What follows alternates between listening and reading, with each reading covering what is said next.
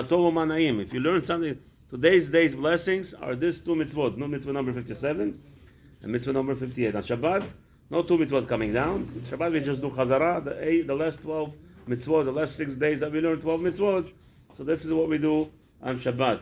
But really, the 2 mitzvot that we're talking about, that was taught to me by a great giant, Harav Abraham Shor Shlita. He told me that Kol Hashana Halachot does not mean you open Shulchan Aruch and you only learn 2 halachot and that's it. No, that doesn't mean that at all. The Mishnah tells you how do you merit Olam Haba if you learn every day Davar Matov Be'ito on its day.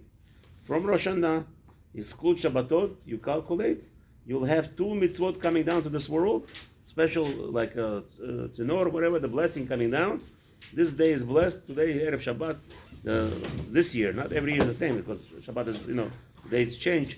So today is the 3rd of Mar Cheshvan, and today the 2 mitzvot are coming down on Mar Cheshvan. This year happened to be mitzvah 57, mitzvah Beidin Ladun Beidin Shomer Chinam, the judgment that the Beidin is incurring and relating to the world, which relates to people who guard things for free. And mitzvah number 58 is Beidin Ladun Beidin To'en V'Chofer. To'en V'Kofer. Okay? There is the claimant of what's his name? Of Ofer. Somebody wants to be To'en, something that's somebody stole from him. We'll discuss whether somebody steals, you have to pay double, right? We'll see what the judgment, we'll see what the Torah tells us. So we're starting today, sure. It started to record on its own, by the way, just to let you know. Something is wrong with this machine. Is there a calendar that correlates to every day in Jewish calendar to mitzvot? Yeah, not every day. There's no calendars per se, because every year Rosh Hashanah is on a different day. No, I'm right. It starts on the first day of Rosh Hashanah. But what happens if the Rosh Hashanah first day is Shabbat? So it starts on the second day. Oh, I see. Because you're not supposed to, on Shabbat there is no mitzvot coming down. Shabbat is a chazara of the 6 days, the 12 mitzvot that we do during the week. And you calculate, if you take off 364 days a year, you take off 52, right? 52 weeks of the year. The Shabbatot, right? You're going to have about 600. So we have 620 mitzvot, by the way. 13 plus the 7 of the Rabbanan, you have 620. You take 620 and split it into 2. There's every day 2 mitzvot, 310 days. You have 620 mitzvot. B'ezrat Hashem, that's what we're doing every day. Is there a safer? So is there a safer? No, again, that's what I'm compiling right now. Right. There's a lot of rabbis that write about it. Where does someone find the days, the halachas of the day? Like, which safer could they find? There is no. There's no safer. Nobody composed it yet. We're trying to work on it. Okay. That's what we have. Shtei halachot, kol hashana halachot, the 2 laws daily. This is what we're working on. Rabbi Moshe HaKohen, please. We have right now the judgment How do I find of out what Shomer Chinam, person who's watching things for free for you. What is he obligated to do? How do I find out what tomorrow's going to be? No, it's in the book. You take my paper. In my paper, it says over there. We're always a week in advance. That's why we're doing it. Okay, my paper is the actual book. It's a book for about the next 20 years. We're going to compose it. Hashem self. So mitzvah deoraita 57. Ladun bedin shomer chinam. It's an obligation for a Beit Din to understand, to see what is the extent of a person who is not being paid to be obligated for the item that he's being entrusted with. Okay, so it says in the Pasuk Shmot, 22nd chapter, only in the Jewish nation, by the way, this could be found. This is a very, if you ever doubt what is a Jewish, how great our nation is, only a Jewish nation will have a question. What are the responsibilities of a shomer chinam, of a watchman who doesn't get paid? Only in our what's his name? The other nations, what are they going to say? Halas, I'm watching you. Shut up. Thank you for that. Right? Shomer chinam has responsibilities for an item, and we'll see to what extent. To what extent we'll say better than that. The Torah tells you that if a person finds an object in the street, what his obligations are to securing that object. You hear what's going on here? I have obligation to secure an item that I find in the street. Can you find any nation like this? And then what they tell us? The Jews, they make laws for themselves, right? The laws are for themselves.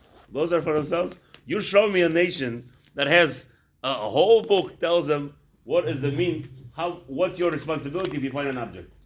And then we'll start talking. It's amazing. Amazing Torah Kedosha. Such a holy Torah Hashem gave us. So he says like this in Shemot 22nd chapter, Pasuk Vav. Ki yiten ish el re'eu kesef, o kelim lishmor. We're speaking on every night we have from 7 to 8, we have a shiur about chesed. So there is such a concept that people entrust money to people. And like a watchman or people like bank, today it's a bank, but usually we could say the rough language, you could call it a bank. But in the olden days, it used to be you would entrust an individual with that money. People with like maybe wealthy persons that didn't really need your money, they're just there that the community trusts them. So what are their responsibilities? What about if you give him money? What about if you give him any utensils to watch? Okay, it depends. So a person travel today, they have this called storage, right? They put things in storage when they move or something. Things that certain items they don't want to move from the city or whatever it is, they keep in the storages. Who are responsible for that? In storage, at least you pay. But in some places, you don't have to pay whatever it was. In the Jewish nation, you have a garage. I know that many people have that. That's the worst business in the world. You have a garage. I have some things I'm moving. Do me a favor. Let me put a sofa inside there. Yeah. How many stories we hear about that? Huh? Let me put some stuff in your garage. And you wait for 10, 15, 20 years. What am I doing with this stuff? You know how to throw it out. You're shomer chinam. You're a watchman. You have responsibilities. Well, okay, we'll learn about it. Even for no pay is a favor. Not even. That's what we're exactly speaking about. The Beit Din has to know there will be responsibilities on this watchman. He put his stuff in the garage. Even though it's his garage, it's in his property. He's watching it. Okay. Again, stay away from it if you can. I'm talking about putting things in your garages. I have a lot of stories about to tell you if you want to know. And we understand that this pasuk over there, the sixth pasuk in the 26th chapter of Mitzvoth, is specifically talking about shomer chinam. Now, what is not his responsibility? He was robbed. Burglarized.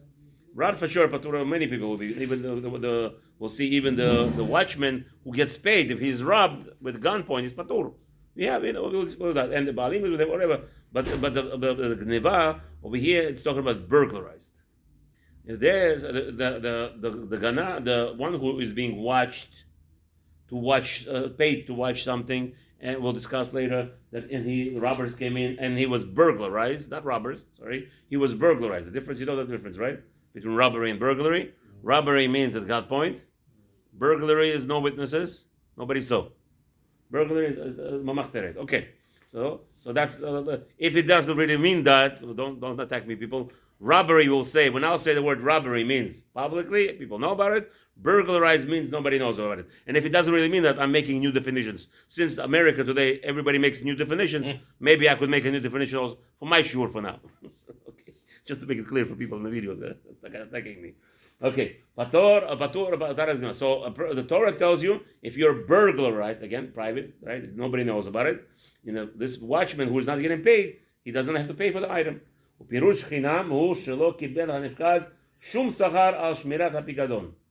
he's talking about over there specifically that he doesn't get any reward for that item that is in his possession. Ashoresh Yadua, so everybody knows this is what makes a society. People need to work together in a society. People help each other. One day I help you, you help me. You walk many times. You'll be surprised. You're standing by a store, right? And somebody comes in with a shopping bag.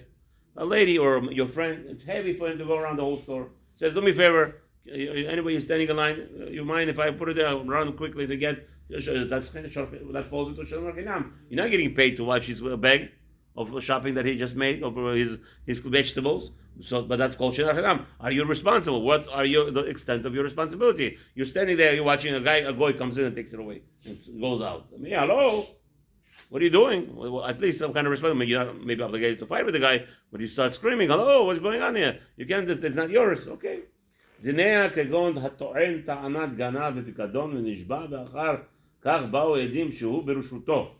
happened was, it says the rabbi, some rules just to get this mitzvah 57 engraved in us. He says over here that let's say a case was somebody gave you a piece of jewelry to watch.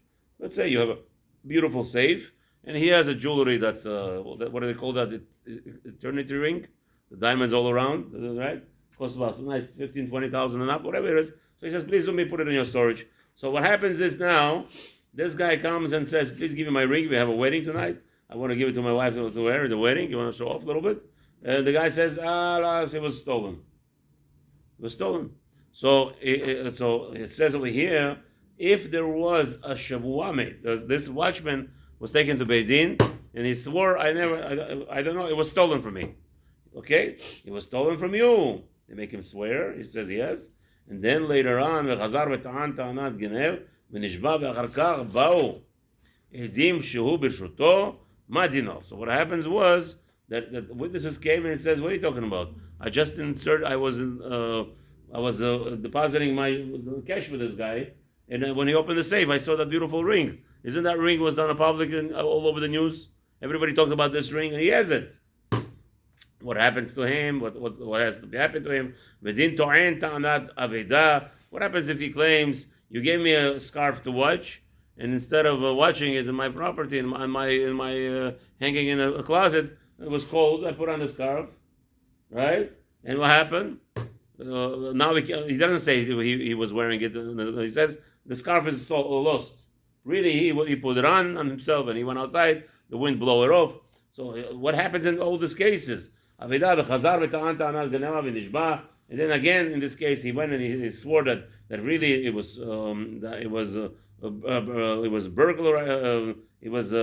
burglarized, meaning somebody stole it without knowledge. Again, a person deposited a coat with him, and he says, "Isn't that scarf everybody's speaking about?" So again, so this guy is a liar, and they find out what do we do with him? All those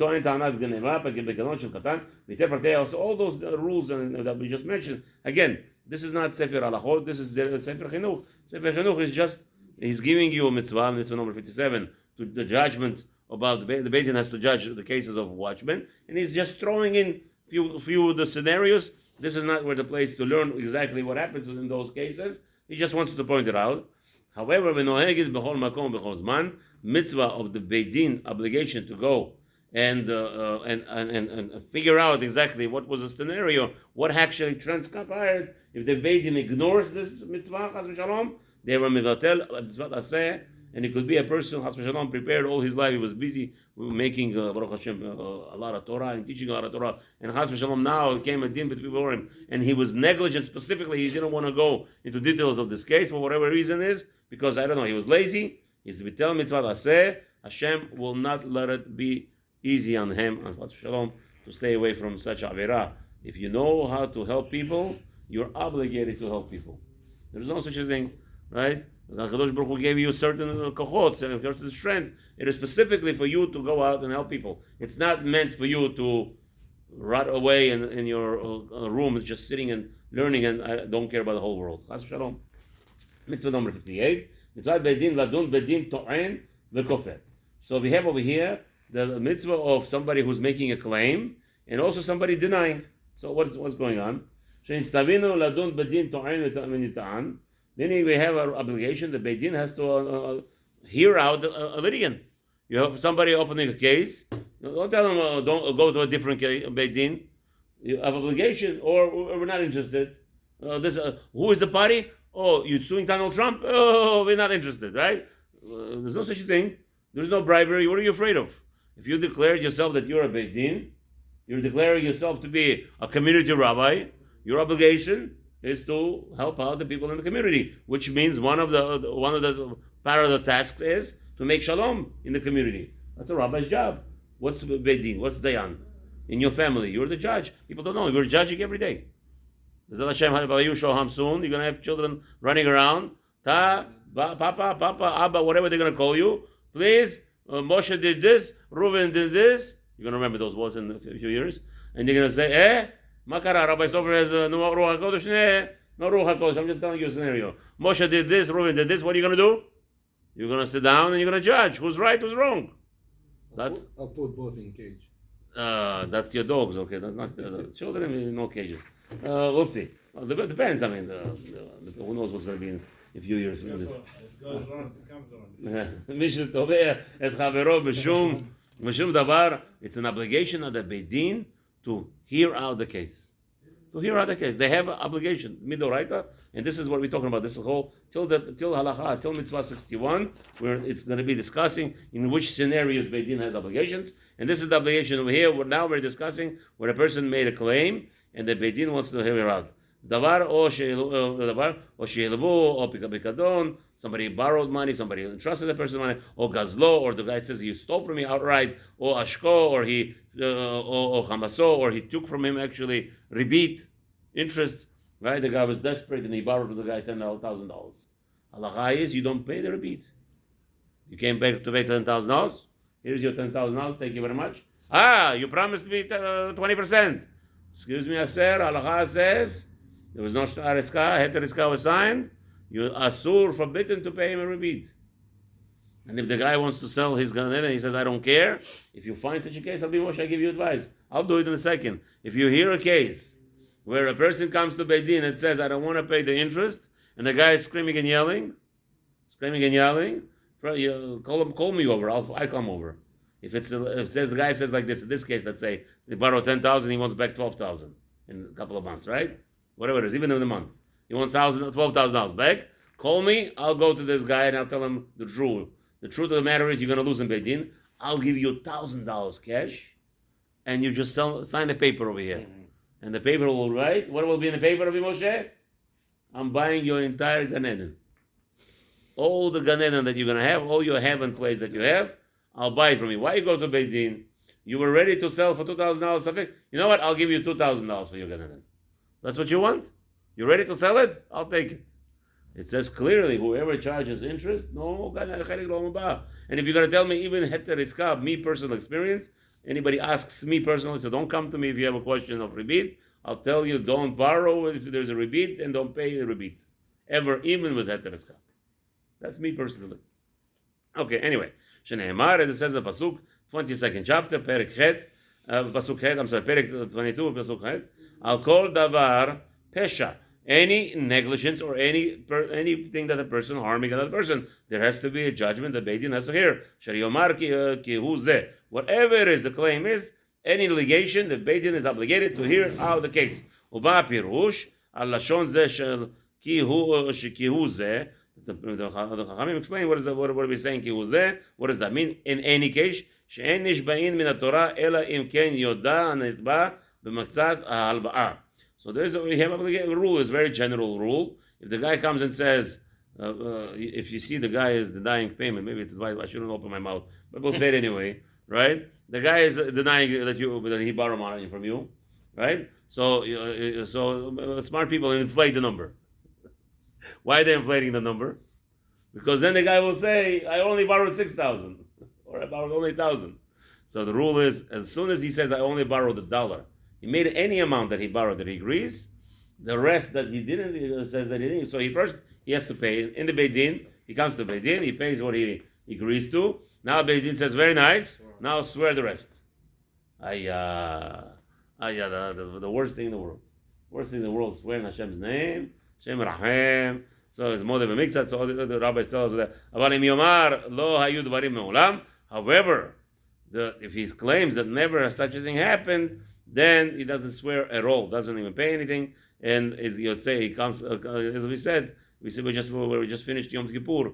What was in Yom Kippur? We say the din of Bnei Adam, if you kofir, if you say nothing, you don't owe anything until the person proves.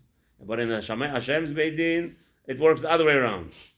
Right? In Hashem's Beit Din, if Chas v'Shalom you say I don't owe anything, I don't owe anything. I say to my sister, I called up my sister, Yom Kippur, I said, do me a favor, forget all the favors you do, but never forget any Avera you do. It works contrast, right? If you forget all the favors you do, Hashem will remind you the favors you do. If you remember, if you never forget the Averot you do, Hashem says, what are you talking about? What Avera? It's like, the guys, you never saw me here. Who are you? Okay. You know that. This is what it is. This is how it works. Anyway, Bezrat Hashem, noheget mitzvah zu sha'anu chayavin ledun v'zacharim. So we already discussed that obligation of judgments is only on males. Women judges run away. Women police officers run right away. If you see if you see a woman in power, it says over there Shlomo Melech, motze ani et ha'isha מה זה האישה? אמר ממוות, Moshe Salman Melech says in Mishlei. Why is this? What does it mean? Find the wife, the isha, meaning the woman, worse than death. So if you are in a scenario with a police officer pulling you over, put down your head, officer, everything will be good. Don't say, the less you say, the better it is. Don't even say sorry, don't say nothing, because they get vicious. Here's my papers. Officer, thank you very much. Can I go? If nothing is wrong, can I go?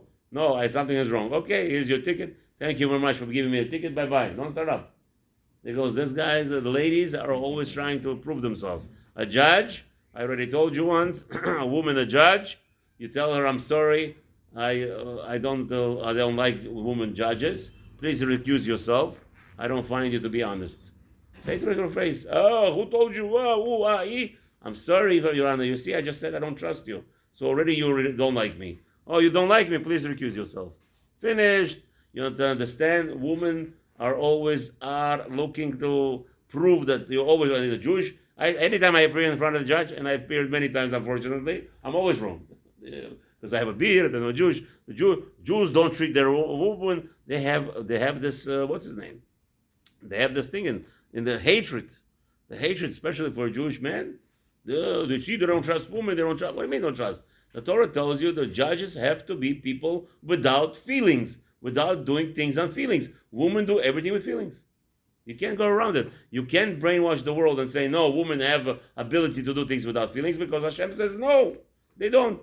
So we follow the Torah, and the Torah says, no, women are not allowed to be judges. And this horrible concept right now, in London already, Orthodox women becoming rabbis, judges, asking questions, answering questions, and judgments and everything. Chas v'shalom, not allowed.